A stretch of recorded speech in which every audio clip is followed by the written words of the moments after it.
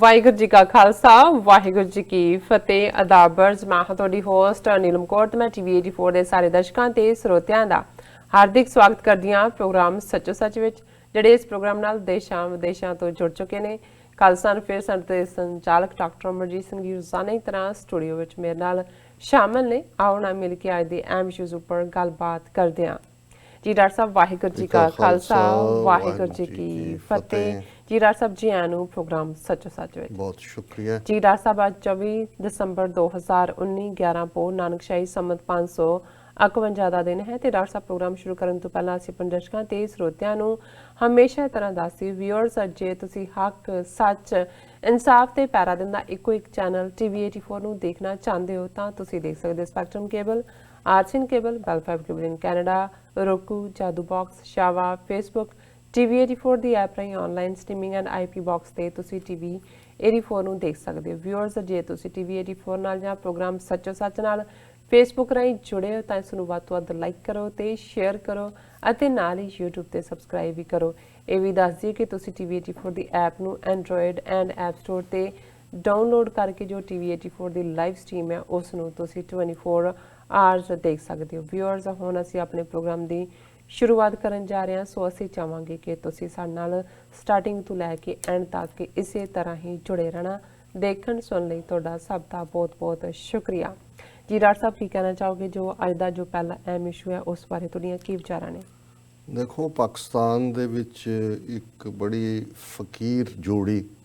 ਜਿਨ੍ਹਾਂ ਦੀ ਬਹੁਤ ਵੱਡੀ ਕੰਟਰੀਬਿਊਸ਼ਨ ਹੈ ਪਾਕਿਸਤਾਨ ਟੀਵੀ ਨੂੰ ਵੀ, ਉਹਨਾਂ ਦੇ ਅਦਬ ਨੂੰ ਵੀ ਜੀ, ਔਰ ਜ਼ਿੰਦਗੀ ਦੇ ਅਖੀਰਲੇ ਵਰਿਆਂ 'ਚ ਉਹ ਪੂਰੀ ਤਰ੍ਹਾਂ ਇੱਕ ਫਕੀਰਾਨਾ ਰੱਬ ਨਾਲ ਜੁੜੇ ਹੋਏ ਇਨਸਾਨ ਵਾਂਗ ਇਸ ਜੋੜੀ ਨੇ ਗੁਜ਼ਾਰੀ, ਜਿਨ੍ਹਾਂ ਨੂੰ ਮੈਂ ਹਮੇਸ਼ਾ ਹੀ ਕਿਤੇ ਨਾ ਕਿਤੇ ਕੋਟ ਵੀ ਕਰਦਾ, ਅਸ਼ਫਾਕ ਅਹਿਮਦ ਸਾਹਿਬ ਜੀ, ਔਰ ਉਹਨਾਂ ਦੀ ਬੇਗਮ ਜਿਨ੍ਹਾਂ ਨੂੰ ਆਪਾ ਕਰਕੇ ਆਪਾ ਬਾਨੂ ਕੁਰਦੀਆ ਯਾਦ ਕੀਤਾ ਜਾਂਦਾ। ਉਹ ਇੱਕ ਵਾਰ ਇੱਕ ਵਾਕਿਆ ਸੁਣਾ ਰਹੇ ਸੀ, ਅਖੀਰ 'ਚ ਉਹ ਇੱਕ ਪ੍ਰੋਗਰਾਮ ਕਰਦੇ ਸੀ ਜ਼ਾਬੀਆ ਦੇ ਨਾਂ ਥੱਲੇ, ਜਿਹਦੇ 'ਚ ਕੁਛ ਲੋਕ ਹੋਮਲੀ ਜਿਵੇਂ ਘਰ ਵਾਂਗ ਸੈਟਿੰਗ ਹੁੰਦੀ ਹੈ ਉਹਦੇ 'ਚ ਬੈਠ ਜਾਂਦੇ ਸੀ ਔਰ ਉਹ ਆਪਣੇ ਜ਼ਿੰਦਗੀ ਦੇ ਤਜਰਬੇ, ਜਿਨ੍ਹਾਂ ਨੂੰ ਮੈਂ ਇਹ ਸਮਝਦਾ ਕਿ ਉਹ ਰੂਹਾਨੀਅਤ ਔਰ ਇੰਟੈਲੈਕਟ, ਅਕਲ ਔਰ ਸਮਾਜਿਕ ਜ਼ਿੰਦਗੀ ਦੇ ਵਿੱਚ, ਮਾਸ਼ਰੇ ਦੇ ਵਿੱਚ ਕੀ ਤਜਰਬੇ ਨੇ, ਕਿਵੇਂ ਹਕੀਕਤ ਨੂੰ ਤੁਸੀਂ ਜ਼ਿੰਦਗੀ 'ਚ ਅਪਲਾਈ ਕਰਨਾ ਹੈ, ਉਸ ਦਾ ਇੱਕ ਮਿਕਸਚਰ ਸੀ। ਔਰ ਉਹ ਇੰਟਰਨੈਟ ਦੇ ਉੱਤੇ ਪਏ ਨੇ, ਕਦੀ ਕਦਾਈ ਮੈਨੂੰ ਦੇਖਣ ਦਾ ਜਦੋਂ ਸਮਾਂ ਮਿਲਦਾ ਹੈ ਤਾਂ ਮੈਂ ਉਹਨਾਂ ਨੂੰ ਇੱਕ ਸਪਿਰਿਚੁਅਲ ਸੈਰਮਨ ਦੀ ਤਰ੍ਹਾਂ ਇੰਜੋਏ ਵੀ ਕਰਦੇ।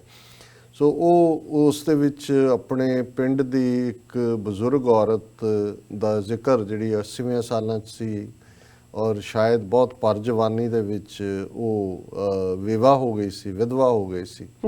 ਪਰ ਉਹਨਾਂ ਦਾ ਕਹਿਣਾ ਸੀ ਕਿ ਵੀ ਹਮੇਸ਼ਾ ਹੀ ਉਹ ਪੋਜ਼ਿਟਿਵ ਗੱਲ ਕਰਦੇ ਸੀ। ਉਸ ਨੂੰ ਕੋਈ ਘਟਨਾ ਹੋ ਜਾਏ ਔਰ ਪਿੰਡ ਦੇ ਲੋਕ, ਇਲਾਕੇ ਦੇ ਲੋਕ ਉਸ ਨੂੰ, ਜਿਵੇਂ ਕੋਈ ਅੱਜ ਅਸੀਂ ਕਾਉਂਸਲਿੰਗ ਲਈ ਜਾਂਦੇ ਹਾਂ ਸਾਈਕੋਲੋਜਿਸਟ ਕੋਲ ਜਾਂ ਸਾਈਕਾਇਟਰਿਸਟ ਕੋਲ, ਉਵੇਂ ਆਉਂਦੇ ਸੀ। ਸੋ ਕਹਿਣ ਲੱਗਿਆ ਵੀ ਮੇਰਾ ਭਰਾ ਜਿਹੜਾ ਉਹ ਬੜਾ ਇਸ ਦੇ ਉੱਤੇ ਖਫਾ ਵੀ ਹੁੰਦਾ ਸੀ ਕਿ ਅਸੀਂ ਇੰਨੇ ਪੜ੍ਹੇ ਲਿਖੇ ਲੋਕ,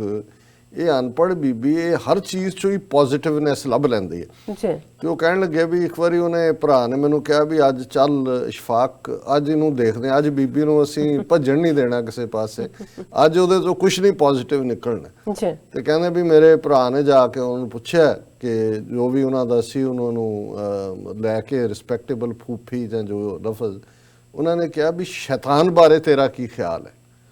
ਉਹ ਕਹਿੰਦੇ ਉਹ ਮਰ ਜਾਣਾ, ਬਹੁਤ ਇਮਾਨਦਾਰੀ ਨਾਲ ਆਪਣਾ ਕੰਮ ਕਰਦਾ ਹੈ, ਕੀ ਕਹਿਣੇ ਸ਼ੈਤਾਨ ਦੇ, ਜਿਸ ਕੰਮ ਦੇ ਪਿੱਛੇ ਪੈ ਜਾਏ ਉਹ ਹਟਦਾ ਨਹੀਂ ਪਿੱਛੇ, ਬਹੁਤ ਮਿਹਨਤੀ ਹੈ। ਤੇ ਕਹਿਣ ਲੱਗੇ ਵੀ ਉਹ ਮੂੰਹ 'ਚ ਲਟਕਾ ਕੇ ਵਾਪਰਾ ਆ ਗਿਆ। ਤੇ ਮੈਂ ਅੱਜ ਜਦੋਂ ਦੇਖ ਰਿਹਾ ਸੀ ਕਿ ਅੱਜ ਦੀਆਂ ਮੇਨ ਖਬਰਾਂ 'ਚ ਹੈ ਕਿ ਮੋਦੀ ਸਰਕਾਰ ਨੇ 4000 ਕਰੋੜ ਜਿਹੜਾ ਉਹ ਸੈਂਕਸ਼ਨ ਕੀਤਾ, ਕਿ ਉਹਨਾਂ ਨੇ ਕਿਹਾ ਕਿ ਜੀ ਹੁਣ ਅਸੀਂ ਜਿਹੜਾ NPR ਨੈਸ਼ਨਲ ਪੋਪੂਲੇਸ਼ਨ ਰਜਿਸਟਰ ਜਿਹੜਾ ਹੈ ਉਹ ਕੰਪਲੀਟ ਕਰਾਂਗੇ। ਹੁਣ ਜ਼ਾਹਰ ਹੈ ਕਿ ਪਿਛਲੇ ਕਈ ਦਿਨਾਂ ਤੋਂ ਜਿਹਨੂੰ ਲੈ ਕੇ ਭਾਰਤ ਭਰ ਦੇ ਵਿੱਚ ਪ੍ਰੋਟੈਸਟ ਹੋਏ ਨੇ, ਹੋ ਰਹੇ ਨੇ, 26-27 ਲੋਕ ਮਾਰੇ ਜਾ ਚੁੱਕੇ ਨੇ ਯੂਪੀ ਦੇ ਵਿੱਚ, ਉਹ ਬਨਾਰਸ ਹੋਏ, ਕਾਨਪੁਰ ਹੋਏ, ਲਖਨਊ ਹੋਏ। ਜਿਸ ਕਿਸਮ ਦੀ ਬਰਬਰੀਅਤ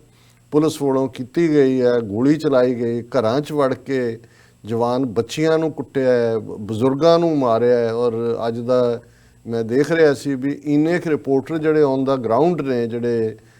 ਨਿਰਪੱਖ ਨੇ, ਇੰਡੀਪੈਂਡੈਂਟ ਮਾਈਂਡਡ, ਜੀ ਉਹ ਰਿਪੋਰਟਾਂ ਭੇਜ ਰਹੇ ਨੇ। ਔਰ ਪੁਲਿਸ ਹੁਣ ਤੱਕ ਯੂਪੀ ਦੀ ਬਿਲਕੁਲ ਡਿਨਾਇਲ ਦੇ ਵਿੱਚ ਸੀ ਕਿ ਅਸੀਂ ਤਾਂ ਕੋਈ ਗੋਲੀ ਚਲਾਈ ਨਹੀਂ, ਇਹ ਭੀੜ ਵੱਲੋਂ ਹੀ ਇੱਕ ਦੂਜੇ ਦੇ ਉੱਤੇ ਉਹ ਗੋਲੀਆਂ ਚਲਾਉਂਦੇ ਰਹੇ। ਹੁਣ ਇੱਕ ਨੌਜਵਾਨ ਜਿਹੜਾ 20-21 ਸਾਲ ਦਾ ਮਰਿਆ, ਉਸ ਬਾਰੇ ਉਹਨਾਂ ਦਾ ਜ਼ਿਲ੍ਹੇ ਦਾ ਕਮਿਸ਼ਨਰ ਮੰਨਿਆ ਕਿ ਜੀ ਹਾਂ ਉਹ ਪੁਲਿਸ ਦੀ ਗੋਲੀ ਨਾਲ ਮਰਿਆ, ਪਰ ਉਹ ਅਸੀਂ ਸੈਲਫ ਡਿਫੈਂਸ ਦੇ ਵਿੱਚ ਚਲਾਈ।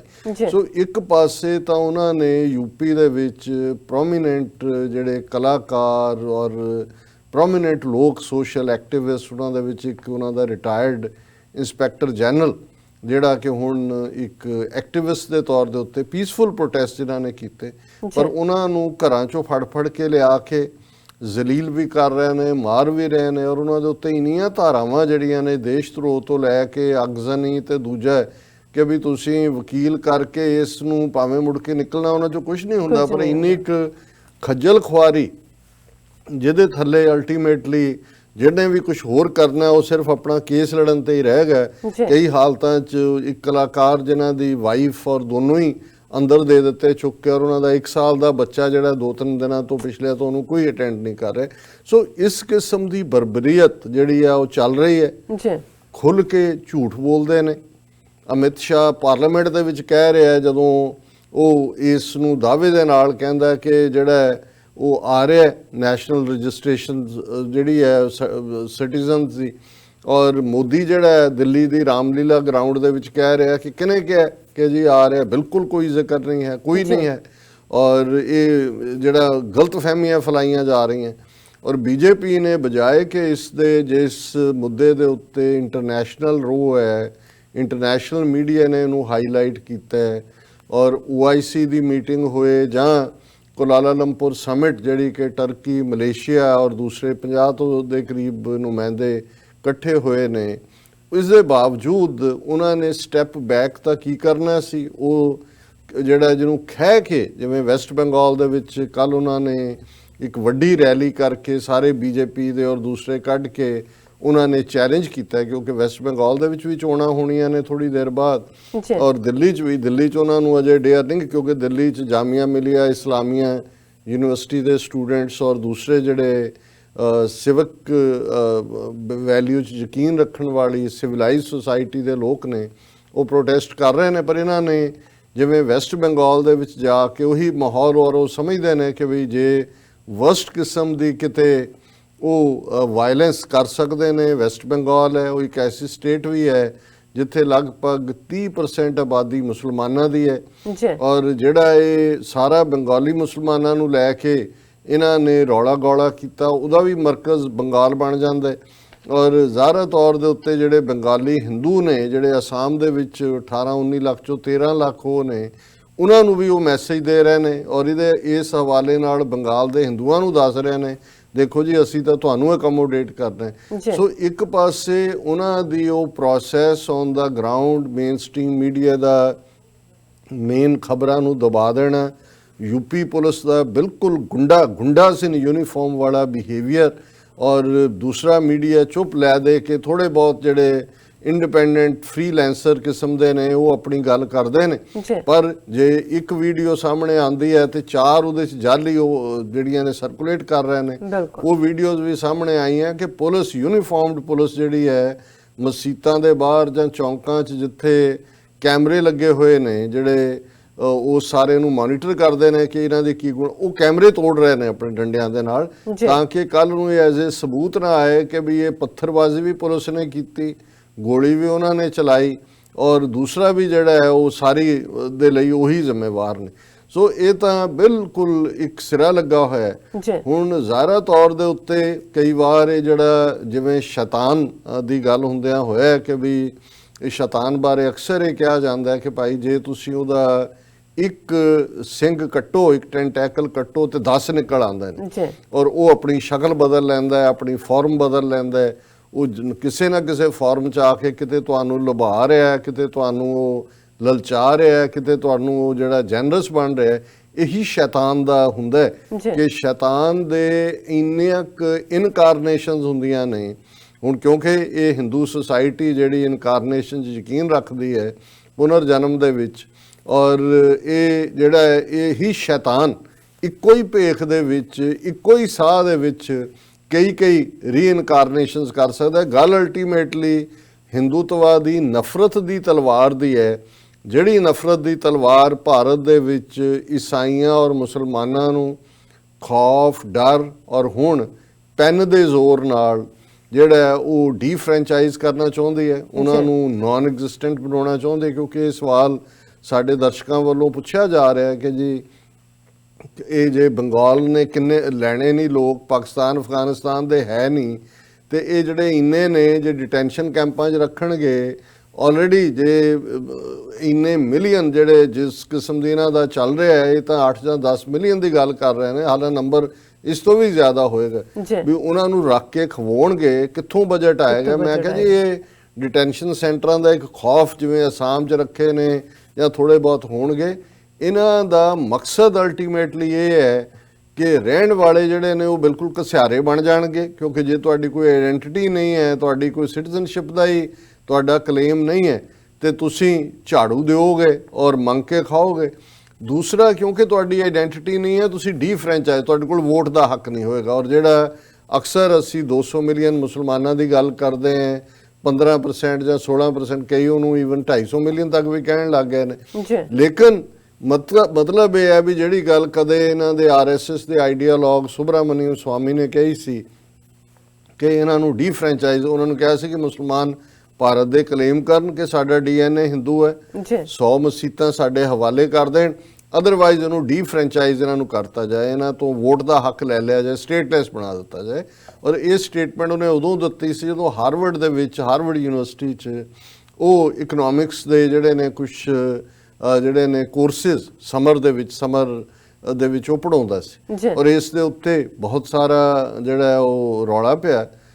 ਹਾਰਵਰਡ ਦੇ ਪ੍ਰੋਫੈਸਰਾਂ ਨੇ, ਔਰ ਜਿਹੜੇ ਪ੍ਰੋਗਰੈਸਿਵ ਸਟੂਡੈਂਟ ਸੀ ਜਿਨ੍ਹਾਂ 'ਚ ਸਿੱਖ ਸਟੂਡੈਂਟਸ ਵੀ ਸ਼ਾਮਲ ਸੀ, ਉਹਨਾਂ ਨੇ ਇੱਕ ਕੈਂਪੇਨ ਕੀਤਾ ਔਰ ਇਵੈਂਚੁਅਲੀ ਉਹਨੂੰ ਉੱਥੋਂ ਬੈਨ ਕੀਤਾ ਗਿਆ ਕਿ ਇਹ ਇਸ ਲੈਵਲ ਦੀਆਂ ਗੱਲਾਂ ਕਰ ਰਿਹਾ ਜਿਹੜੀਆਂ ਕਿ ਰੇਸਿਸਟ ਵੀ ਨੇ ਔਰ ਡਿਸਕ੍ਰਿਮੀਨੇਟਰੀ ਨੇ ਔਰ ਅਗੇਂਸਟ ਦਾ ਵੈਰੀ ਟੈਨਟ ਜਿਹੜੇ ਉਹਨਾਂ ਦੇ ਯੂਨੀਵਰਸਿਟੀਜ਼ ਦੇ ਬੇਸਿਕਸ ਨੇ ਉਸ ਦੇ ਖਿਲਾਫ ਨੇ। ਸੋ ਹੁਣ ਐਗਜ਼ੈਕਟਲੀ ਜਿਵੇਂ ਸ਼ੈਤਾਨ ਜਿਸ ਗੱਲ ਦੇ ਲਈ ਡਿਟਰਮਿੰਡ ਹੁੰਦਾ ਹੈ, ਜੋ ਇੱਕ ਜਾਂ ਦੂਜੀ ਫਾਰਮ ਦੇ ਵਿੱਚ ਉਹ ਆ ਕੇ ਉਸ ਗੱਲ ਨੂੰ ਜਿਹੜਾ ਉਹ ਕਰਕੇ ਹਟਦਾ ਹੈ, ਇਹੀ ਗੱਲ RSS ਦਾ ਜਿਹੜਾ ਅਲਟੀਮੇਟ ਏਜੰਡਾ, ਜਿਹੜਾ ਉਹਨਾਂ ਦਾ ਮੈਨੀਫੈਸਟੋ, ਕਿਉਂਕਿ ਇੱਕ ਸਟੇਜ ਤੇ ਤਾਂ 50s 60s ਦੇ ਵਿੱਚ ਇਹ ਗਾਂਧੀ ਔਰ ਨਹਿਰੂ ਨੂੰ ਜਿੱਥੇ ਬਾਕੀ ਪਾਕਿਸਤਾਨ ਬਣਾਉਣ ਦੇ ਲਈ ਕੋਸਦੇ ਰਹੇ, ਇੱਕ ਇਹਨਾਂ ਦਾ ਆਰਗੂਮੈਂਟ ਇਹ ਹੁੰਦਾ ਸੀ ਕਿ ਜੇ ਮਜ਼ਹਬ ਦੇ ਨਾਂ ਤੇ ਪਾਕਿਸਤਾਨ ਬਣ ਹੀ ਗਿਆ, ਉਦੋਂ ਜੇ ਬੰਗਲਾਦੇਸ਼ ਨਹੀਂ ਸੀ ਤਾਂ ਇਹਨਾਂ ਨੇ 1971 'ਚ ਫੌਜ ਭੇਜ ਕੇ ਮੁਲਕ ਨੂੰ ਤੋੜਿਆ, ਤੇ ਸਾਰੇ ਜਿਹੜੇ ਭਾਰਤ ਦੇ ਮੁਸਲਮਾਨ ਨੇ ਇਹਨਾਂ ਨੂੰ ਪਾਕਿਸਤਾਨ ਭੇਜੋ ਕਿਉਂਕਿ ਇਹਨਾਂ ਦਾ ਮੁਲਕ ਬਣ ਗਿਆ ਹੋਇਆ ਔਰ ਜੇ ਮਜ਼ਹਬ ਦੇ ਨਾਂ ਤੇ ਬਣੇ। ਸੋ ਇਹ ਜਿਹੜਾ ਹੁਣ ਇਸ ਲੈਵਲ ਦੇ ਉੱਤੇ ਤਾਂ ਨਹੀਂ ਇਹ ਅਜੇ ਬਿਆਨਬਾਜ਼ੀ ਕਰਦੇ, ਲੇਕਿਨ ਜੋ ਇਹਨਾਂ ਦੀਆਂ ਨੀਤੀਆਂ ਨੇ ਜਿਸ ਲਿਹਾਜ਼ ਨਾਲ ਇਹ ਇੱਕ ਤੋਂ ਬਾਅਦ ਇੱਕ ਅਜੇ ਉਹਨੂੰ 6 ਮਹੀਨੇ ਜਿੱਤਿਆ ਨਹੀਂ ਹੋਏ ਮੋਦੀ ਨੂੰ, ਔਰ ਕਿਸ ਕਿਸਮ ਦੇ ਏਜੰਡੇ ਤੇ, ਕਿਉਂਕਿ ਇੱਕ ਪਾਸੇ ਇਸ ਸੁਸਾਇਟੀ ਨੂੰ ਤਾਂ ਪੋਲਰਾਈਜ਼ ਕਰਦਾ ਹੀ ਕਰਦਾ ਹੈ, ਪਰ ਇਸ ਕਦਰ ਮੁਸਲਮਾਨਾਂ ਦੇ ਵਿੱਚ ਖੌਫ, ਔਰ ਕੋਈ ਆਮ ਮੁਸਲਮਾਨ ਨਹੀਂ, ਉਹ ਜਿਹੜੇ ਵੱਡੇ ਵੱਡੇ ਕਲਾਕਾਰ, ਵੱਡੇ ਵੱਡੇ ਰਾਈਟਰ, ਲਿਟਰਰੀ ਫਿਗਰਸ, ਉਹ ਭਾਵੇਂ ਫਿਲਮ ਇੰਡਸਟਰੀ ਦੇ ਲੋਕ ਹੋਣ, ਉਹ ਭਾਵੇਂ ਸਿਵਲ ਸੁਸਾਇਟੀ ਦੇ ਹੋਣ। ਔਰ ਇਹ ਗੱਲ ਜੇ ਹੁਣ ਸਿਵਲ ਸੁਸਾਇਟੀ ਦੇ ਜਾਂ ਜਿਹੜੇ ਲਿਬਰਲ ਜਾਂ ਸੱਚਮੁੱਚ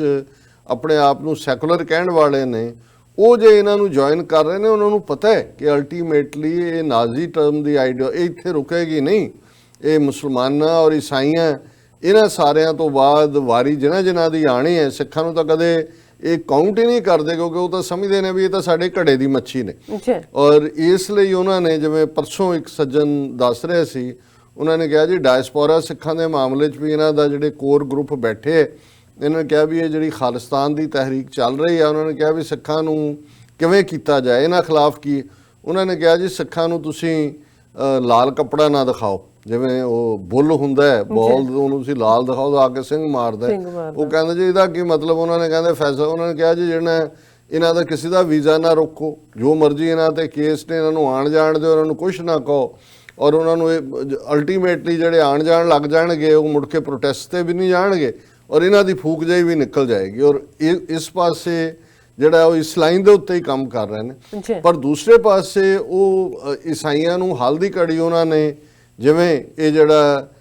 CAA ਸਿਟੀਜ਼ਨਸ਼ਿਪ ਅਮੈਂਡਮੈਂਟ ਐਕਟ ਹੈ ਉਹਦੇ 'ਚ ਈਸਾਈ ਵੀ ਕਾਊਂਟ ਕਰ ਲਏ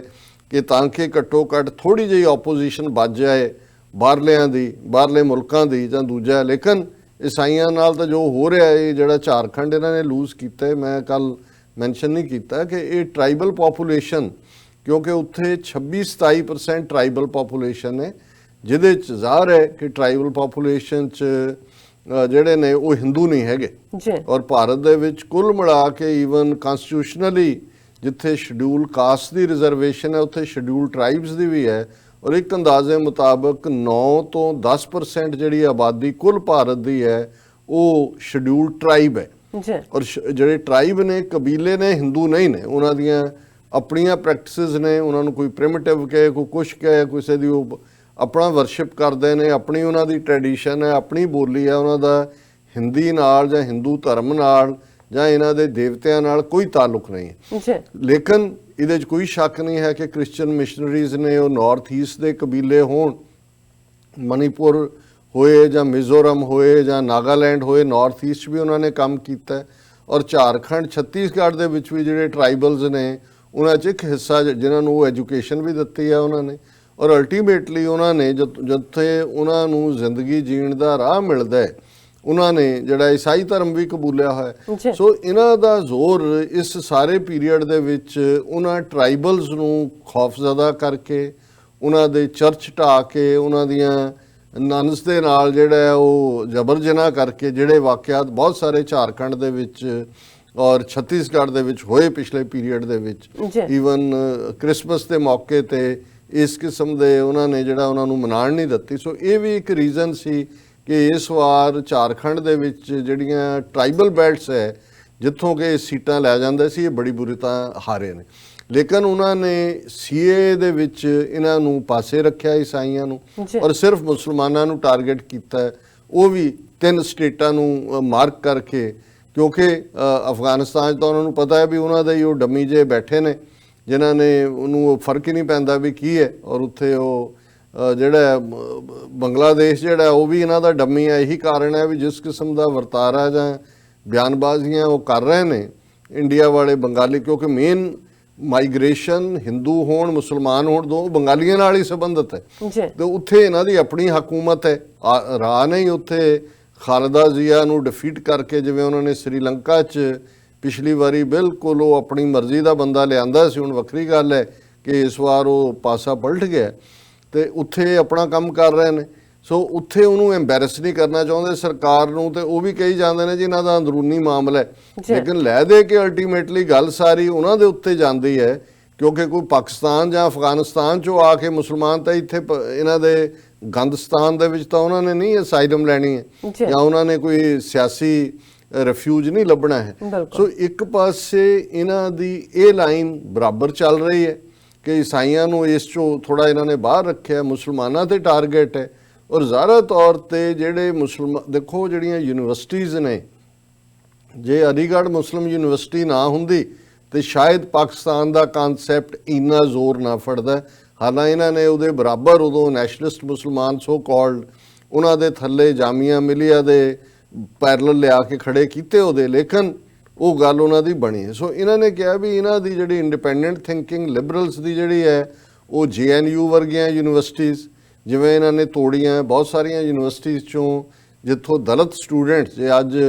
ਕਨਈਆ ਕੁਮਾਰ ਹੈ ਜਾਂ ਇੱਕ ਕਰਨਾਟਕਾ ਤੋਂ ਹੈ, ਇਹ ਨਿਕਲੇ ਨੇ ਜੈਮਿਆਨੀ ਕਿ ਕੀ ਉਹਦਾ ਨਾਂ ਹੈ, ਇਹ ਸਾਰੇ ਉਹਨਾਂ ਯੂਨੀਵਰਸਿਟੀ 'ਚੋਂ ਨਿਕਲੇ ਇਹਨਾਂ ਨੇ ਕਿਹਾ ਵੀ ਇਹਨਾਂ 'ਚ ਖੌਫ ਪੈਦਾ ਕਰੋ। ਉਹਨਾਂ ਨੇ ਇਸ ਲਈ ਜਾਮੀਆ ਮਿਲੀਆ ਔਰ ਅਲੀਗੜ੍ਹ ਦੋਨਾਂ ਦੇ ਵਿੱਚ ਜਿਵੇਂ ਬਰੂਟੈਲਿਟੀ ਹੋਸਟਲਾਂ 'ਚ ਵੜ ਕੇ, ਚਲੋ ਜਾਮੀਆ ਮਿਲੀਆ ਦੇ ਤਾਂ ਵਾਈਸ ਚਾਂਸਲਰ ਮਾੜੀ ਮੋਟੀ ਖਲੋਤੀ ਹੈ ਕਿ ਜੀ ਮੈਂ ਸਟੂਡੈਂਟਸ ਦੇ ਨਾਲ ਹੈ, ਉਹ ਅਲੀਗੜ੍ਹ ਵਾਲੇ ਨੇ ਤਾਂ ਆਪ ਸੱਦੀ ਪੁਲਿਸ ਅੰਦਰ ਕੈਂਪਸ ਦੇ ਔਰ ਉਹ ਸਟੂਡੈਂਟਸ ਨੂੰ ਹੀ ਹਰ ਗੱਲ ਦੇ ਲਈ ਬਲੇਮ ਕਰ ਰਹੇ। ਸੋ ਕੁੱਲ ਮਿਲਾ ਕੇ ਇੱਕ ਪਾਸੇ ਇਹ ਮਾਹੌਲ ਹੈ, ਪਰ ਉਹਨਾਂ ਨੂੰ ਹੁਣੇ ਲੱਗਾ ਜਦੋਂ ਕਿ 9 ਸਟੇਟਾਂ ਜਿਹੜੀਆਂ ਨੇ ਉਹ ਆਕੜ ਗਈਆਂ ਜਿਨ੍ਹਾਂ ਦੇ ਵਿੱਚ ਪੰਜਾਬ ਵੀ, ਵੈਸਟ ਬੰਗਾਲ ਵੀ, ਕੇਰਲਾ ਵੀ, ਈਵਨ ਇਹਨਾਂ ਦੀ ਅਲਾਈ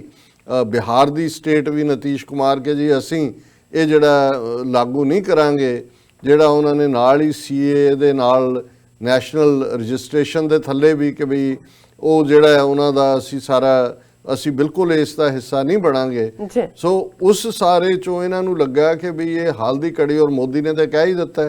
ਕਿ ਜੀ ਕਿਹਨੇ ਕਿਹਾ ਕਿ ਵੀ ਇਹ ਜਿਹੜਾ ਅਸੀਂ ਨੈਸ਼ਨਲ ਰਜਿਸਟ੍ਰੇਸ਼ਨ ਸਿਟੀਜ਼ਨਸ ਦਾ ਕਰਨਾ ਹੈ, ਕਿਸੇ ਨੇ ਨਹੀਂ। ਉਹ ਬਿਲਕੁਲ ਝੂਠ ਬੋਲ ਰਿਹਾ, ਕੋਈ ਡਿਟੈਂਸ਼ਨ ਸੈਂਟਰ ਨਹੀਂ ਹੈ। ਹੁਣ ਇਹਨਾਂ ਨੇ ਦੇਖਿਆ ਕਿ ਕਿਉਂਕਿ ਜਿਵੇਂ ਮੈਂ ਕਿਹਾ ਵੀ ਸ਼ੈਤਾਨ ਨੇ ਇੱਕ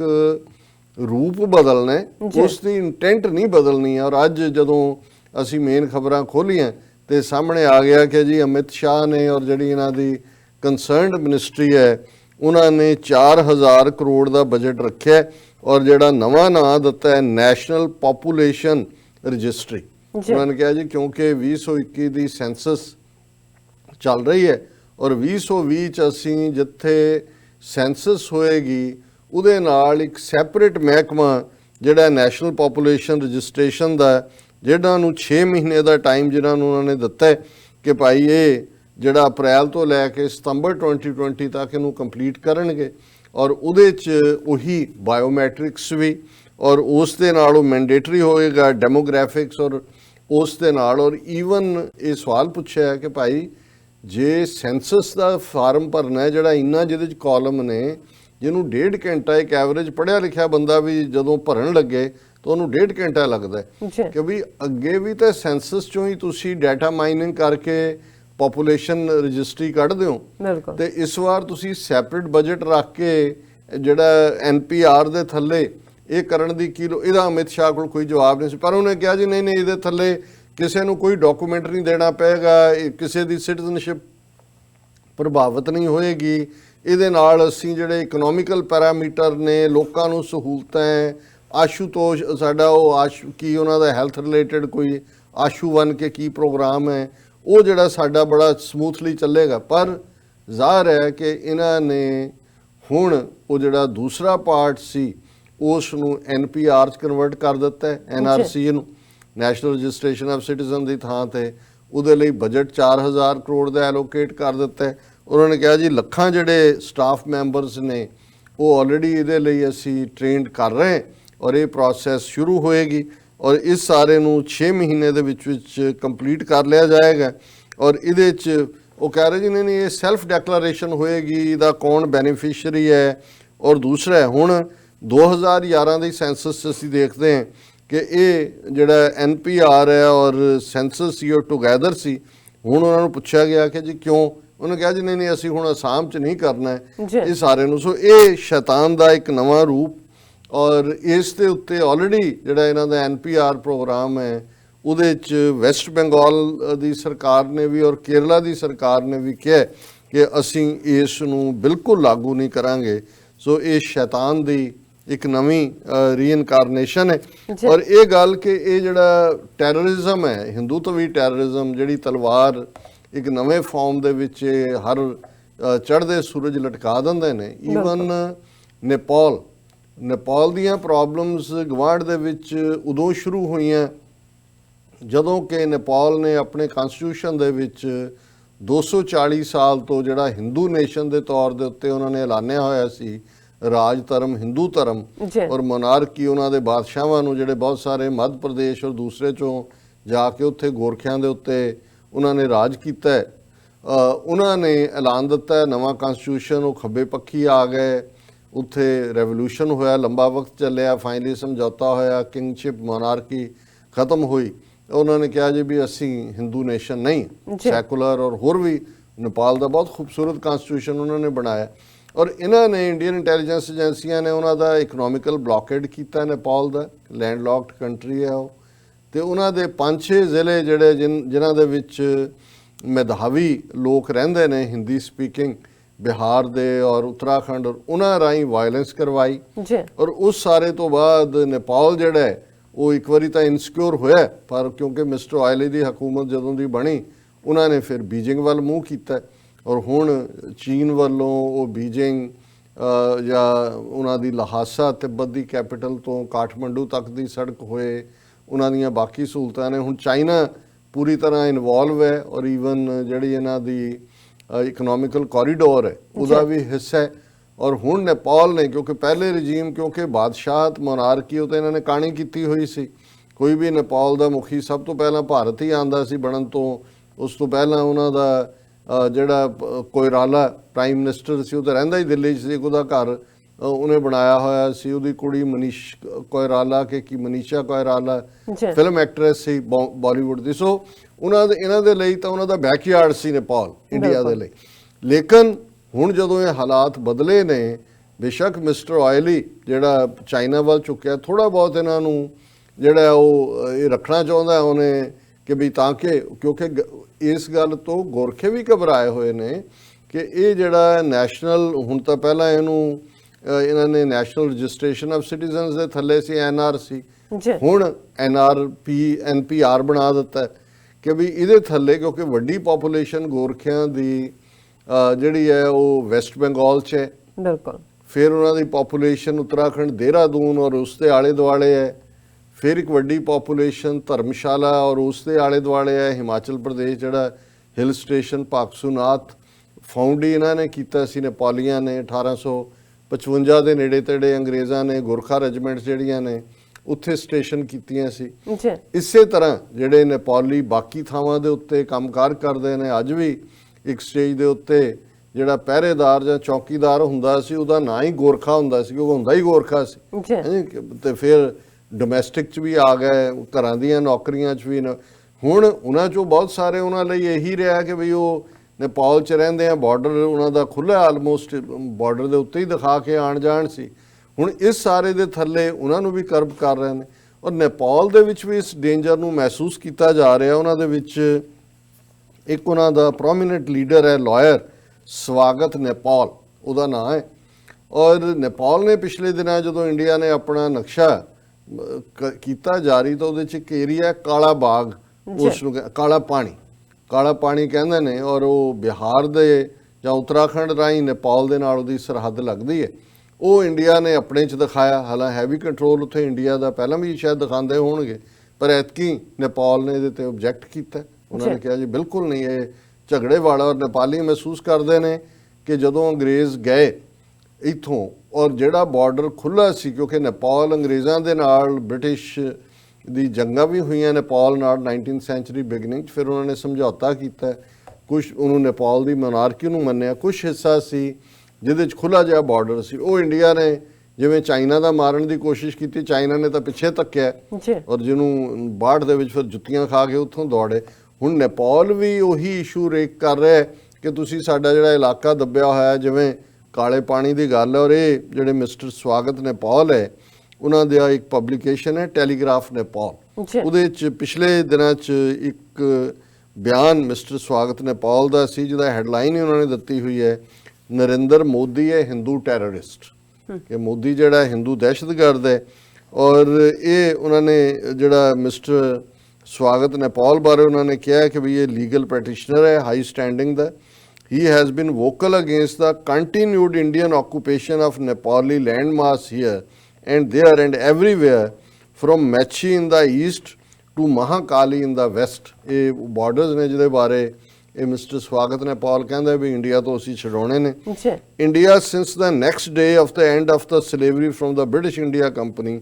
has been gulping the lands of smaller neighbors. ਇਹ ਉਹ ਕਹਿ ਰਹੇ ਕਿ ਵੀ ਇਹ ਉਹਨਾਂ ਦੇ ਜਿਹੜੇ ਛੋਟੇ ਨੇਬਰ ਨੇ ਉਹਨਾਂ ਦੀਆਂ ਜ਼ਮੀਨਾਂ ਹੜੱਪ ਰਿਹਾ। Sovereign and ancient Nepal has been the worst hit by the expansionist country India. ਕਿ ਇਹਨਾਂ ਦੇ ਜਿਹੜੇ ਡਿਜ਼ਾਈਨ ਨੇ ਐਕਸਪੈਂਸ਼ਨਿਸਟ ਵਿਸਤਾਰ ਕਰਨ ਦੇ, ਉਹਦਾ ਸਭ ਤੋਂ ਜ਼ਿਆਦਾ ਪ੍ਰਭਾਵ ਨੇਪਾਲ ਨੇ ਕਬੂਲਿਆ। ਹੁਣ ਇਹ ਜਿਹੜੇ ਮਿਸਟਰ ਸਵਾਗਤ ਨੇਪਾਲੀ ਨੇ ਉਹਨਾਂ ਬਾਰੇ ਹੈ ਕਿ this legal professional is creating awareness among the people who know little about the Indian habit of invading the territories of weaker neighbors, कि किस तरह उन्होंने इन्होंने इलाका हड़प्या। और he has vowed to free mother Nepal from the continued Indian assault and in the process has been holding demonstrations, rallies and talk programs to let the people understand the Indian trickery। क्योंकि ये लोकां च जा रहा है, दस रहा है कि भी इन्होंने साडी जमीन भी हड़प्पी है और असी हुण बेशक इन्हां दे ਉਸ ਜ਼ਦ ਚੋਂ ਆਜ਼ਾਦ ਹੋਏ ਹੈ, ਪਰ ਇਹਨਾਂ ਦੇ ਡਿਜ਼ਾਈਨ ਬਹੁਤ ਮਾੜੇ ਨੇ। ਜੀ ਔਰ many now in Nepal believe that India is a world acclaimed trickster whose main business is political thuggery। ਉਹਨਾਂ ਨੇ ਕਿਹਾ ਕਿ ਵੀ ਹੁਣ ਦੁਨੀਆ 'ਚ ਬਹੁਤਿਆਂ ਨੂੰ ਪਤਾ ਲੱਗ ਗਿਆ ਹੈ ਕਿ ਇਹ ਜਿਹੜੇ ਨੇ ਭਾਰਤ ਜਿਹੜਾ ਹੈ ਇਹ ਇੱਕ ਗੇਮਾਂ ਖੇਡਣ ਵਾਲਾ ਹੈ, ਟ੍ਰਿਕ ਖੇਡਣ ਵਾਲਾ ਜੀ। ਹੈ, ਔਰ ਇਹ ਸਿਆਸੀ ਠੱਗ ਨੇ ਜਿਹੜੇ ਕਿ ਵੀਕਰ ਨੇਬਰਸ ਦੀਆਂ ਜ਼ਮੀਨਾਂ ਵੀ ਹੜਪ ਰਹੇ ਨੇ। Needless to say India's paid agents could easily be found in Nepal's political and media sector। ਇਹ ਮਿਸਟਰ ਨੇਪਾਲੀ ਕਹਿ ਰਿਹਾ ਜਿਹੜਾ ਪ੍ਰੋਮੀਨੈਂਟ ਲਾਇਰ ਹੈ, ਉਹਨੇ ਕਿਹਾ ਜੀ ਉਹਨਾਂ ਦੇ ਜਿਹੜੇ ਪੇਡ ਲੋਕ ਨੇ ਉਹ ਮੀਡੀਆ 'ਚ ਹੋਣ ਔਰ ਪੋਲੀਟੀਕਲ ਸੀਨੇਰੀਓ 'ਚ ਹੋਣ। ਜੀ ਔਰ ਉਹਨਾਂ ਨੇ ਇੱਕ ਗ੍ਰੈਂਡ ਕਰਾਊਡ ਨੂੰ ਫਰਾਈਡੇ ਐਡਰੈਸ ਕੀਤਾ ਬੀਤੇ ਆਫਟਰਨੂਨ, ਔਰ ਉਹਦੇ 'ਚ ਉਹਨਾਂ ਨੇ ਕਿਹਾ ਕਿ ਦਾ ਲੇਮਡ ਉਹਨਾਂ ਨੇ ਆਪਣੀ ਗਵਰਨਮੈਂਟ ਨੂੰ ਵੀ KP Oily ਦੀ ਕ੍ਰਿਟਿਸਾਈਜ਼ ਕੀਤਾ ਕਿ ਵੀ ਇਹ ਜਿਹੜਾ ਇੰਡੀਆ ਦਾ ਐਂਬੈਸਡਰ ਹੈ ਇਸ ਵੇਲੇ ਨੇਪਾਲ ਦੇ ਵਿੱਚ MS ਪੁਰੀ, ਇਹਨੂੰ ਪਰਸੋਨਾ ਨਾਨ ਗ੍ਰੈਟਾ ਡਿਕਲੇਅਰ ਕਰੋ, ਕੱਢੋ ਇਹਨੂੰ ਮੁਲਕ ਚੋਂ ਬਾਹਰ, ਜੀ ਕਿਉਂਕਿ ਇੰਡੀਅਨ ਗਵਰਨਮੈਂਟ ਜਿਹੜੀ ਹੈ ਉਹ ਇੰਟਰਫੀਅਰ ਕਰ ਰਹੀ ਹੈ ਨੇਪਾਲੀ ਅਫੇਅਰਸ। ਇਹਨਾਂ ਦਾ ਜਿਹੜਾ ਸਟਾਫ ਹੈ ਇਹਨੂੰ ਥਿਨ ਕਰੋ, ਪ੍ਰੂਨ ਕਰੋ, ਲਿਮਟਿਡ ਇਹਨਾਂ ਦੇ ਨਾਲ ਤੁਸੀਂ ਡਿਪਲੋਮੈਟਿਕ ਸੰਬੰਧ ਰੱਖੋ। ਔਰ ਉਹਨੇ ਕਿਹਾ ਕਿ ambassador Puri is micro managing the functioning of the Nepali state affair, ਕਿ ਇਹ ਜਿਹੜਾ ਹੈ ਉਹਦੇ ਵਿੱਚ ਜਿਹੜਾ ਆਪਣੇ ਤੌਰ ਦੇ ਉੱਤੇ ਸਾਰੇ ਨੂੰ ਰਨ ਕਰ ਰਿਹਾ। ਫਿਰ ਉਹਨੇ ਕਿਹਾ ਮਿਸਟਰ ਸਵਾਗਤ ਨੇਪਾਲੀ ਨੇ, India has grabbed Nepali land with tacit consent of some Nepali leaders. ਉਹਨਾਂ ਨੇ ਕਿਹਾ ਜੀ ਉਹਨਾਂ ਨੇ ਜਿਹੜੀ ਸਾਡੀ ਜ਼ਮੀਨ ਹੜੱਪੀ ਹੋਈ ਹੈ, ਕੁਝ ਨੇਪਾਲੀ ਵੀ ਨਾਲ ਰਲੇ ਹੋਏ ਨੇ, ਔਰ ਇਹ ਸਾਰੇ ਜਿਹੜੇ ਨੇ ਇਹ ਜਿਹੜੀ ਲੈਂਡ ਐਨਕਰੋਚਮੈਂਟ ਬਾਈ ਇੰਡੀਆ ਇਹ ਸਾਨੂੰ ਫ੍ਰੀ ਕਰਾਉਣ ਦੀ ਲੋੜ ਹੈ। Ulterior motive of the government of India is understandable. ਔਰ ਉਸ ਸਾਰੇ 'ਚ ਉਹਨੇ ਕਿਹਾ ਵੀ ਇਹ ਜਿਹੜਾ ਮੋਦੀ ਹੈ ਇਹ ਸਭ ਤੋਂ ਵੱਡਾ ਟੈਰਰਿਸਟ ਹੈ ਜਿਹੜਾ ਆਪਣੇ ਲੋਕਾਂ ਨੂੰ ਵੀ ਟੈਰਰਾਈਜ਼ ਕਰ ਰਿਹਾ ਔਰ ਗੁਆਂਢੀਆਂ ਨੂੰ ਵੀ ਟੈਰਰਾਈਜ਼ ਕਰ ਰਿਹਾ। ਸੋ ਅਸੀਂ ਸਮਝਦੇ ਹਾਂ ਕਿ ਸ਼ੈਤਾਨ ਤਾਂ ਸ਼ੈਤਾਨੀਅਤ ਹੀ ਕਰਨੀ ਹੈ ਉਹਨੇ, ਬਿਲਕੁਲ, ਔਰ ਸ਼ੈਤਾਨ ਨੇ ਅੱਗੋਂ ਆਪਣੇ ਸ਼ਤੂੰਗੜੇ ਜਿਹੜੇ ਨੇ ਉਹਨਾਂ ਰਾਹੀਂ ਵੀ ਕੰਮ ਲੈਣੇ। ਪਰ ਹੁਣ ਦੇਖਣ ਵਾਲੀ ਗੱਲ ਇਹ ਹੈ ਕਿ ਜਿਹੜੇ ਸ਼ੈਤਾਨ ਦੇ ਨਾਲ ਟੱਕਰ ਲੈ ਰਹੇ ਨੇ ਉਹਨਾਂ ਦਾ ਹੌਸਲਾ ਬੁਲੰਦ ਹੋਣਾ ਚਾਹੀਦਾ, ਉਹ ਸੱਚ ਦੀ ਜ਼ਮੀਨ ਤੇ ਖਲੋਤੇ ਹੋਣੇ ਚਾਹੀਦੇ ਨੇ ਜੀ। ਉਹਨਾਂ ਦੇ ਵਿੱਚ ਵੀ ਆਪਣਾ ਜਿਹੜਾ ਆਸ਼ਾ ਉਹ ਕਲੀਅਰ ਹੋਣਾ ਚਾਹੀਦਾ, ਕਿਉਂਕਿ ਸ਼ੈਤਾਨ ਤੁਹਾਨੂੰ ਜਾਂ ਡਰਾ ਸਕਦਾ ਹੈ ਜਾਂ ਲਾਲਚ ਦੇ ਸਕਦਾ ਹੈ, ਤੇ ਜੇ ਤੁਸੀਂ ਡਰਦੇ ਨਹੀਂ ਤੇ ਸ਼ੈਤਾਨ ਫੇਲ ਹੈ। ਜੇ ਤੁਸੀਂ ਕੋਈ ਲਾਲਚ ਨਹੀਂ ਕਬੂਲਦੇ, ਤੁਸੀਂ ਆਪਣੇ ਈਮਾਨ ਦੇ ਉੱਤੇ ਖਲੋਤੇ ਹੋ, ਇਹੀ ਲੜਾਈ ਹੈ। ਜਦੋਂ ਅਸੀਂ ਨੇਕੀ ਬਦੀ ਦੀ ਲੜਾਈ ਦੀ ਗੱਲ ਕਰਦੇ ਹਾਂ ਦੁਨੀਆ ਦੇ ਵਿੱਚ, ਜਾਂ ਰੱਬ ਤੇ ਸ਼ੈਤਾਨ ਦੀ ਗੱਲ ਕਰਦੇ ਹਾਂ, ਇਹਦੇ 'ਚ ਕੋਈ ਸ਼ੱਕ ਨਹੀਂ ਹੈ ਕਿ ਸ਼ੈਤਾਨ ਦੇ ਇੰਨੇ ਕੁ ਰੂਪ ਹੋ ਜਾਂਦੇ ਨੇ। ਉਹ ਜਿਵੇਂ ਸਾਡੇ ਮਿੱਤਰ ਸ਼ੇਖ ਸਾਹਿਬ ਇੱਕ ਫਾਰਸੀ ਦਾ ਸ਼ੇਅਰ ਕੋਟ ਕਰਦੇ ਹੁੰਦੇ ਸੀ, ਉਹ ਮੈਨੂੰ ਨਹੀਂ ਯਾਦ ਹੈ, ਪਰ ਉਹਦਾ ਮਤਲਬ ਇਹ ਸੀ ਕਿ ਬਹੁਤ ਵਾਰ ਅੱਲਾ ਮੀਆਂ ਵੀ ਆਪਣੇ ਦੰਦਾਂ ਥੱਲੇ ਉਂਗਲੀ ਦੇ ਲੈਂਦਾ ਵੀ ਸ਼ੈਤਾਨ ਨੂੰ ਰੋਜ਼ੀ ਕਿੱਥੋਂ ਮਿਲ ਰਹੀ ਹੈ, ਵੀ ਇਹਦੇ ਰੋਜ਼ੀ ਦੇ ਸਾਰੇ ਦਰਵਾਜ਼ੇ ਬੰਦ ਕੀਤੇ ਨੇ। ਸੋ ਇਸੇ ਲਈ ਤਾਂ ਸ਼ੈਤਾਨ ਨੇ ਰਹਿਣਾ। ਔਰ ਹਾਂ, ਸ਼ੈਤਾਨ ਇਸ ਦੁਨੀਆ ਦੇ ਵਿੱਚ ਹੈ, ਸ਼ੈਤਾਨ ਨੂੰ ਜੰਨਤ 'ਚ ਹੈਵਨ 'ਚ ਜਿਹੜਾ ਉਹ ਵੜਨ ਦੀ ਆਗਿਆ ਨਹੀਂ ਹੈ। ਸੋ ਇਸ ਦੁਨੀਆ 'ਚ ਬਹੁਤ ਵਾਰ ਸ਼ੈਤਾਨ ਦੀ ਚੱਲਦੀ ਹੈ, ਪਰ ਕਿਉਂਕਿ ਜਿਹੜਾ ਈਮਾਨ ਹੈ, ਰੱਬ 'ਚ ਯਕੀਨ ਹੈ ਔਰ ਸੱਚ ਹੱਕ ਇਨਸਾਫ ਦੇ ਰਸਤੇ ਤੇ ਤੁਰਨਾ, ਸ਼ੈਤਾਨ ਨੂੰ ਇਸ ਦੇ ਨਾਲ ਹੀ ਭਜਾਇਆ ਜਾ ਸਕਦਾ ਹੈ। ਸੋ ਸਾਡੀ ਲੜਾਈ ਜਿੱਥੇ ਇੰਡੀਵਿਜੂਅਲ ਲਾਈਫ ਦੇ ਵਿੱਚ ਸ਼ੈਤਾਨੀਅਤ ਦੇ ਨੁਸਖਿਆਂ ਤੋਂ ਬਚਣ ਦੀ ਹੋਣੀ ਚਾਹੀਦੀ ਹੈ, ਉੱਥੇ ਕਲੈਕਟਿਵਲੀ ਵੀ ਇਸ ਵੇਲੇ ਸ਼ੈਤਾਨ ਇਨਕਾਰਨੇਟ, ਇਹਨਾਂ ਦਾ ਹੀ ਇਹੀ ਪੁਨਰ ਜੀਵਨ 'ਚ ਯਕੀਨ ਹੈ। ਸ਼ੈਤਾਨ ਦਾ ਅਵਤਾਰ ਨਰਿੰਦਰ ਮੋਦੀ, ਅਮਿਤ ਸ਼ਾਹ, ਰੰਗਾ ਬਿੱਲਾ ਦੀ ਜੋੜੀ ਜਿਹੜੀ ਹੈ, ਇਹਨਾਂ ਦੇ ਜਿਹੜੇ ਚੱਲ ਰਹੇ ਨੇ ਪ੍ਰੋਗਰਾਮ, ਇਹਨਾਂ ਨੂੰ ਹਰ ਲੈਵਲ ਤੋਂ ਕਾਊਂਟਰ ਕਰਨਾ ਚਾਹੀਦਾ। ਔਰ ਅਸੀਂ ਸਮਝਦੇ ਹਾਂ ਵੀ ਕੱਲ ਦਾ ਦਿਨ ਵੀ ਇੱਕ ਅਹਿਮੀਅਤ ਵਾਲਾ ਹੈ, 25 ਦਸੰਬਰ ਦਾ ਦਿਨ, ਜਿੱਥੇ ਜੀਸਸ ਦੀ ਆਮਦ ਨਾਲ ਜੁੜਿਆ ਹੋਇਆ। ਉੱਥੇ ਲੋਕਲੀ ਜਿਵੇਂ ਅਸੀਂ ਅੱਗੇ ਕਿਹਾ ਸੀ ਕਿ ਕਾਇਦੇ ਆਜ਼ਮ ਮੁਹੰਮਦ ਅਲੀ ਜਿਨਾ, ਜਿਹੜੇ ਇੱਕ ਮੈਨ ਆਫ ਇੰਟੈਗ੍ਰਿਟੀ, ਜਿਨ੍ਹਾਂ ਨੇ ਇੱਕ ਮੁਲਕ ਕ੍ਰੀਏਟ ਕੀਤਾ ਹੈ, ਇਹਨਾਂ ਸ਼ੈਤਾਨਾਂ ਦੀ ਜਿਹੜੀ ਇਨਕਾਰਨੇਸ਼ਨ ਗਾਂਧੀ ਤੇ ਨਹਿਰੂ ਦੇ ਰੂਪ 'ਚ ਸੀ, ਤੇ ਦੂਸਰੇ ਪਾਸੇ ਅੰਗਰੇਜ਼ ਚਲਾਕ, ਜਿਨ੍ਹਾਂ 'ਚ ਉਹਨਾਂ ਦੇ ਪਾਲਿਸੀ ਮੇਕਰਸ ਤੋਂ ਲੈ ਕੇ ਮਾਊਂਟ ਬੈਟਨ ਤੱਕ ਉਹਨਾਂ ਸਾਰਿਆਂ ਨੂੰ ਕਿਵੇਂ ਉਹਨਾਂ ਨੇ ਚਿੱਤ ਕੀਤਾ, ਉਹਨਾਂ ਦਾ ਦਿਨ ਇੱਥੇ ਪਾਕਿਸਤਾਨੀ ਅਮਰੀਕਨ ਕੋਲੀਸ਼ਨ ਵੱਲੋਂ ਕੋਨੀ ਆਈਲੈਂਡ 'ਚ ਇੱਕ ਜਿਹੜਾ ਮੇਨ ਰੈਸਟੋਰੈਂਟ ਹੈ ਉੱਥੇ ਉਹ ਮਨਾ ਰਹੇ ਨੇ। ਸੋ ਅਸੀਂ ਉਸ ਦੇ ਵਿੱਚ ਪਾਰਟਿਸਿਪੇਟ ਵੀ ਕਰਾਂਗੇ। ਔਰ ਮੈਂ ਸਮਝਦਾ ਵੀ ਇਹ ਸਾਡੇ ਲਈ, ਕਿਉਂਕਿ ਮੈਂ ਹਮੇਸ਼ਾ ਕਾਇਦੇ ਆਜ਼ਮ ਨੂੰ ਇੱਕ ਮੋਟੀਵੇਸ਼ਨਲ ਲੀਡਰ ਦੇ ਤੌਰ ਤੇ ਵੀ ਦੇਖਦਾ ਹੈ। ਔਰ ਜ਼ਾਹਰ ਹੈ ਕਿ ਸਾਡੇ ਲਈ ਵੀ ਜਿੱਥੇ ਅਸੀਂ ਇਹਨਾਂ ਸ਼ੈਤਾਨਾਂ ਦੇ ਨਾਲ ਇਹਨਾਂ ਨੂੰ ਚੈਲੰਜ ਕਰ ਰਹੇ ਹਾਂ ਹਰ ਫਰੰਟ ਤੇ, ਜੀ ਇਹ ਸਾਨੂੰ ਕੌਮੀ ਤੌਰ ਤੇ ਵੀ ਸਾਡਾ ਫਰਜ਼ ਹੈ ਕਿ ਅਸੀਂ ਆਪਣੇ ਮੁਸਲਮਾਨ ਭਰਾਵਾਂ ਦੇ ਨਾਲ, ਆਪਣੇ ਕਸ਼ਮੀਰੀ ਭਰਾਵਾਂ ਭੈਣਾਂ ਦੇ ਨਾਲ ਖਲੋਈਏ। ਬਿਲਕੁਲ। ਔਰ ਕੱਲ ਦਾ ਪ੍ਰੋਗਰਾਮ ਅਸੀਂ ਜਿਹੜਾ ਉਹ ਰਿਕਾਰਡ ਵੀ ਕਰਾਂਗੇ ਔਰ ਆਉਣ ਵਾਲੇ ਦਿਨਾਂ 'ਚ ਫਿਰ ਆਪਣੇ ਦਰਸ਼ਕਾਂ ਤੱਕ ਪਹੁੰਚਾਵਾਂਗੇ। ਜੀ ਬਿਲਕੁਲ ਡਾਕਟਰ ਸਾਹਿਬ, ਤੁਹਾਡਾ ਬਹੁਤ ਬਹੁਤ ਸ਼ੁਕਰੀਆ। ਤੁਸੀਂ ਪਹਿਲਾਂ ਅਹਿਮ ਇਸ਼ੂ ਸਾਡੇ ਦਰਸ਼ਕਾਂ ਨਾਲ ਸਾਂਝਾ ਕੀਤਾ ਹੈ। ਇੱਥੇ ਲੈਣੇ ਬ੍ਰੇਕ ਤੋਂ ਪਹਿਲਾਂ ਅਸੀਂ ਆਪਣੇ ਦਰਸ਼ਕਾਂ ਤੇ ਸਰੋਤਿਆਂ ਨੂੰ ਅਪੀਲ ਤੇ ਬੇਨਤੀ ਕਰਦੇ ਵਿਊਅਰਸ, ਜਿਸ ਤਰ੍ਹਾਂ ਕਿ ਤੁਸੀਂ ਜਾਣਦੇ ਹੋ ਕਿ ਟੀਵੀ 84 ਇੱਕ ਪੰਥਕ ਚੈਨਲ ਹੈ। ਟੀਵੀ 84 ਸਿੱਖਾਂ, ਕਸ਼ਮੀਰੀਆਂ ਤੇ ਭਾਰਤ ਦੀਆਂ ਨੌਰਥ ਈਸਟ ਸਟੇਟਾਂ ਦੇ ਲੋਕਾਂ ਦੇ ਸਵੈ-ਨਿਰਣੇ ਦੇ ਹੱਕਾਂ ਦਾ ਹਾਮੀ ਹੈ। ਅਸੀਂ ਚਾਹਾਂਗੇ ਕਿ ਤੁਸੀਂ ਟੀਵੀ 84 ਦੀ ਚੜ੍ਹਦੀ ਕਲਾ ਲਈ ਵੱਧ ਤੋਂ ਵੱਧ ਡੋਨੇਟ ਕਰੋ। ਡੋਨੇਟ ਕਰਨ ਲਈ ਸਾਡੀ ਵੈਬਸਾਈਟ tv84.tv ਤੇ ਜਾ ਕੇ ਪੇਪਲ ਦੀ ਵਰਤੋਂ ਕਰਕੇ ਵਨ ਟਾਈਮ ਡੋਨੇਟ ਕਰ ਸਕਦੇ ਹੋ, ਮੰਥਲੀ ਡੋਨੇਟ ਵੀ ਕਰ ਸਕਦੇ ਹੋ। ਤੁਸੀਂ ਟੀਵੀ 84 ਦੇ ਨਾਮ ਤੇ ਚੈੱਕ ਬਣਾ ਕੇ ਸਾਨੂੰ ਮੇਲ ਵੀ ਕਰ ਸਕਦੇ ਹੋ ਸਾਡੇ ਇਸ ਪਤੇ ਤੇ 36-01 37th Avenue, Long Island City, New York 11101 USA, ਜਾਂ ਫਿਰ ਤੁਸੀਂ ਸਾਨੂੰ ਫੋਨ ਰਾਹੀਂ ਵੀ ਸੰਪਰਕ ਕਰ ਸਕਦੇ ਸਾਡੇ ਫੋਨ ਨੰਬਰ ਤੇ 5164060694। Thank you so much viewers. ਵਿਚਾਰਾਂ ਦਾ ਸਿਲਸਿਲਾ ਇਸ ਤਰ੍ਹਾਂ ਚੱਲਦਾ ਰਹੇਗਾ। ਮਿਲਦੇ ਹਾਂ ਛੋਟੇ ਜਿਹੇ ਬ੍ਰੇਕ ਤੋਂ ਬਾਅਦ।